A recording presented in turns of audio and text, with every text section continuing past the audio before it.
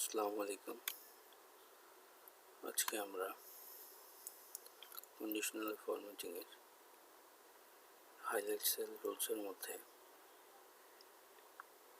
আমরা text that contain এই পর্যন্ত আমরা দেখেছি যে কোন জিনিসটাতে আসলে কিভাবে কাজ হয়। তো এখন আমরা দেখব এ পার্ট অকারিং, এ ডেট অকারিং। এই জিনিসটা আসলে কি? এই ডেট অকারিং বলতে আমরা এখানে বোঝাই যে কোনো একটা নির্দিষ্ট ডেট, ওই ডেটে বা ওই ডেটের আগে আমার যত ডাটা ছিল সেটা আমার হাইলাইট হয়। যেমন এখানে লেখা আছে ইয়েস্টারডে লাইট রেড ডাটা, তো আমি এটাকে আগে এখানে যেহেতু আমার ডেট ফরম্যাট আছে তো এটাকে আমি আগে ডেট ফরম্যাট সিলেক্ট করলাম।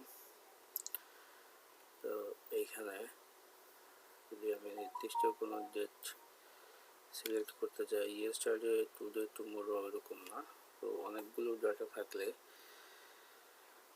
লাস্ট এখানে ডাটা দেওয়া আছে আজকে, today, tomorrow, in the last 7 days, last week, this week, last month, this month, next month.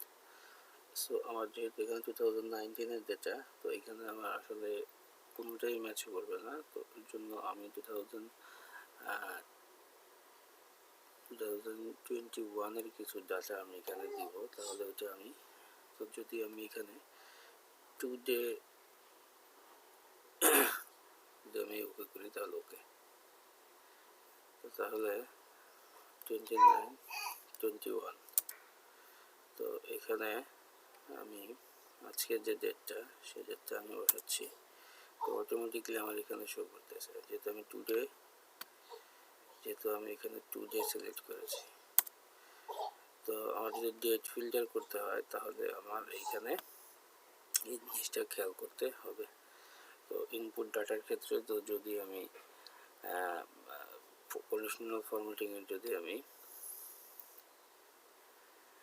এই ডেট অকারিংয়ে যাই তাহলে অবশ্যই আমার এখানে নির্দিষ্ট ডেটের রেফারেন্সে আমাকে ডেটা খুঁজতে হবে। এটা আজকে হোক, গতদিন হোক, অথবা গত মাস হোক, তো ওইটা আমাকে ইজিলি এখান থেকে ডেটাগুলো বের করতে সহায়তা করে।